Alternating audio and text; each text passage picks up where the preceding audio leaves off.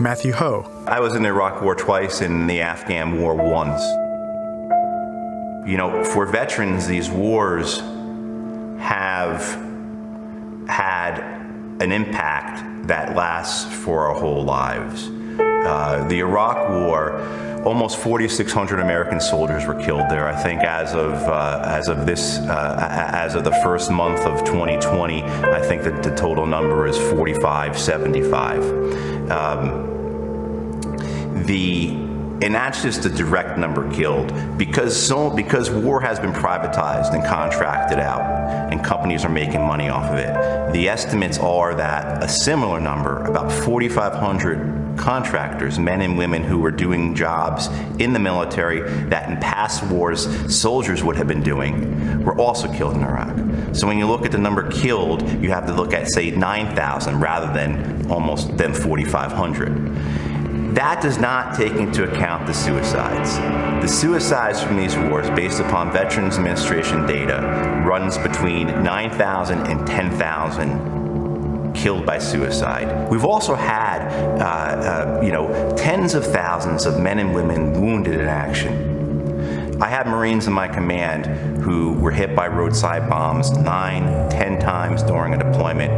This is why I think so many of us who were in these wars are so disgusted by the political system, so upset and furious that people who were responsible for these wars, who had a constitutional responsibility for oversight, just went along with the groupthink, just got rid of any intellectual honesty or moral honesty.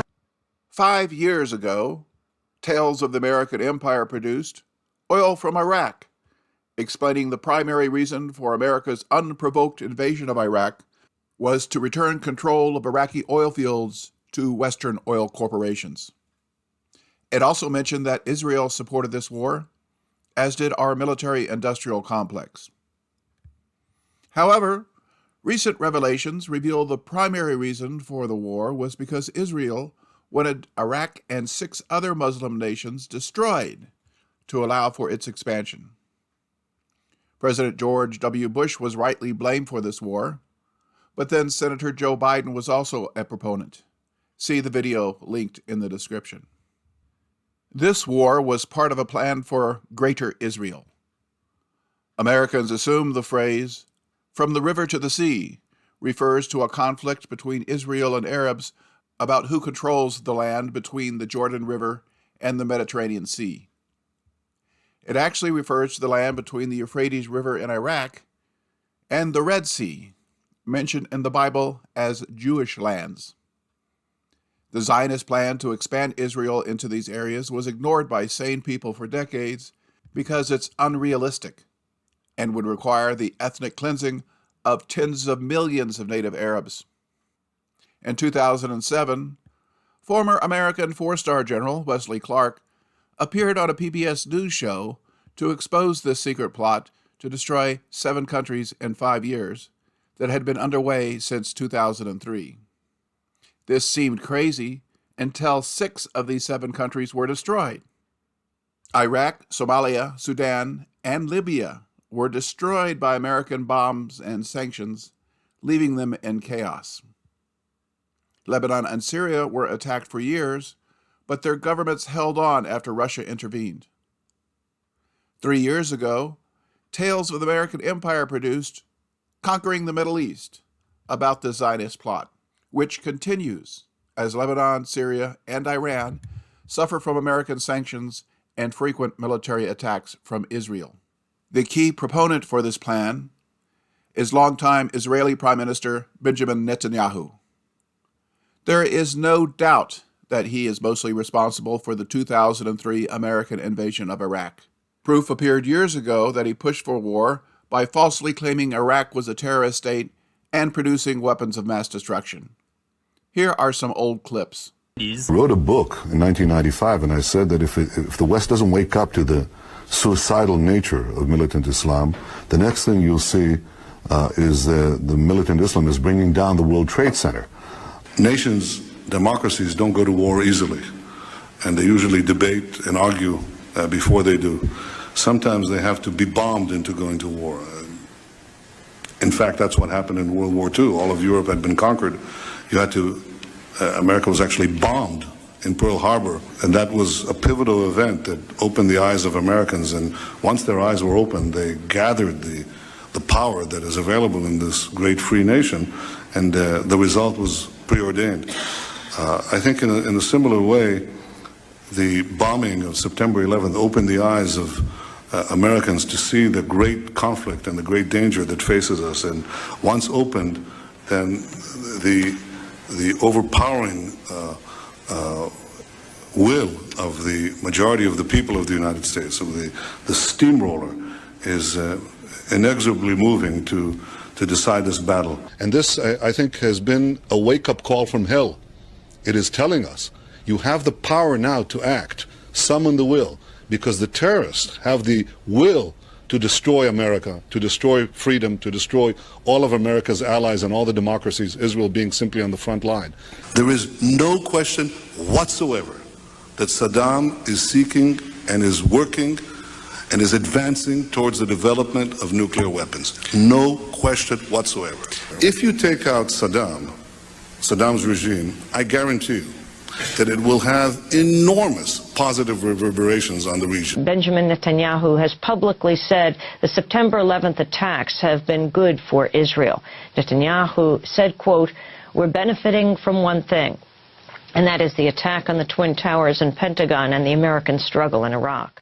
This past year, 3 former high-level officials revealed that Netanyahu caused the American invasion of Iraq. They retired and remain angry about the pointless war, so wrote books.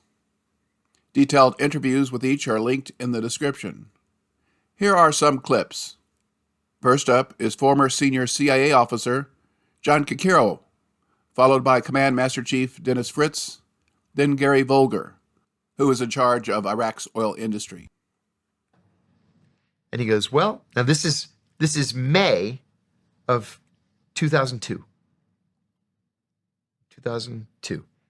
He goes, well, next year in February, we're going to invade Iraq. We're going to overthrow Saddam Hussein, and we're going to open the largest Air Force base in the world so that we can move all of our air assets out of Saudi Arabia and deprive Osama bin Laden of the ability to say that we're polluting the land of the 2 holy mosques. I was dumbfounded. And all I could even blurt out was, but we haven't caught bin Laden yet. And he said, buddy, the decision's been made. And the battle lines have been drawn, he said. He said, CIA is opposed to this, state is opposed to this, and the Joint Chiefs are opposed. But the ones that are for it are OVP, the Office of the Vice President, OSD, the Office of the Secretary of Defense, and the National Security Council. And I said, so the decision's been made. He said, the decision's been made. Yeah. So I walk back downstairs, and the boss says, so you're read in? And I said, are they out of their minds? And he said, yes, they are. But we're not a policy agency. We're a support agency. And if they tell us to invade Iraq and overthrow Saddam Hussein, that's what we're going to do. Did Saddam Hussein have weapons of mass destruction at the outset of that war? Good question, Judge. No. And we knew that he didn't have weapons of mass destruction. And that is why you've heard stories about the Pentagon creating its own intelligence cell. The Defense Intelligence Agency, the intelligence arm of the Pentagon, was telling Wolfowitz and Fife there was no WMD to be found. Also, likewise, the CIA was telling them there's no WMD to be found. But after 9/11, in order to go to Iraq, they had to find a legitimate reason for us to invade another country. And so they were going to find some way to say that, hey, he had WMD. Chief, what was accomplished by invading Iraq? And if you and I were to ask formerly enlisted, now veterans, what were you fighting for? What would the answer be? Well, the answer will be there is no reason that we went to Iraq. There is no reason to be trying to go to war in Iran because it's not in the defense of our nation. As we talked about the book I wrote, Deadly Betrayal. I have a chapter in there called Pawns of Foreign Policy. We in the military, in which a lot of the military are sensing that now, is that we're used in these foreign policy agendas, not in defense of our country, but this so-called code slogan, defense of our interests. And what are those interests? Well, those interests are usually imperialism, just being able to control the resources of other countries. And our military are being used in support of that imperialistic agenda. And we resent that. We signed up to support our country in defense of our country and our Constitution, not to be policing the world. And to give you an example of that, Judge, you notice in the past year, we're having a hard time meeting our recruiting goals. And the reason behind that, the younger generation are more of a critical thinkers than we were. We were indoctrinated to go in the military to defend our country.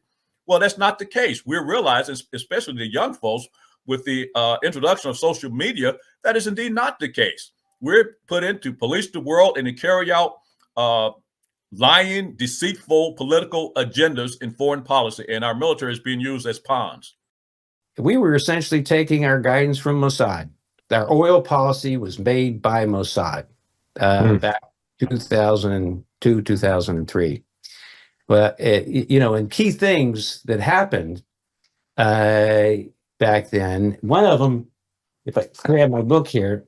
Hold that up because, and there was a problem with the reporting as you got started because some of the intro information got lost. But we've got Gary Vogler's book, Israel, Iraq Oil War. And as he said, the winner of the 2003 Iraq Oil War. The Israelis were promised by Ahmed Chalabi and by the Israeli lobby in D.C.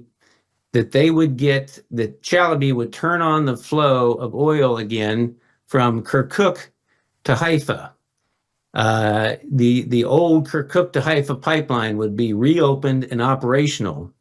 And so the pipeline to Syria was just competition for it. Mm-hmm.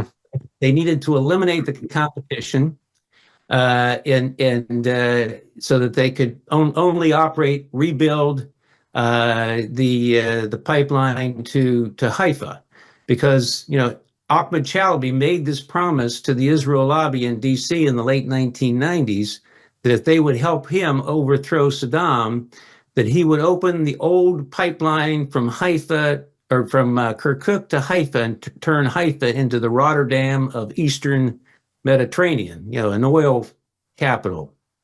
Well, that pipeline, was first built in 1934, and it operated from 34 to 48, and it was shut down because Israel came into existence. Mm-hmm.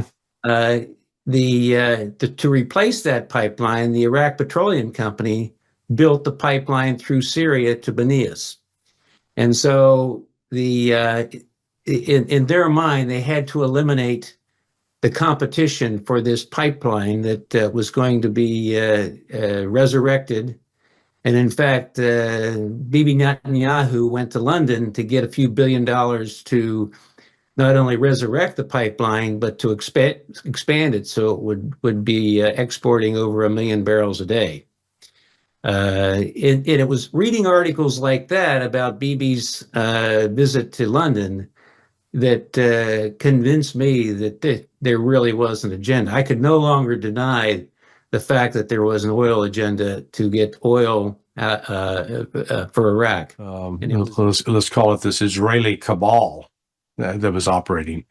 Then the U.S. invades in March 2003, and then by July of 2000 or by October of 2003, Iraqi oil is starting to flow to Israel and continues to do so for the next 11 years at least until it starts?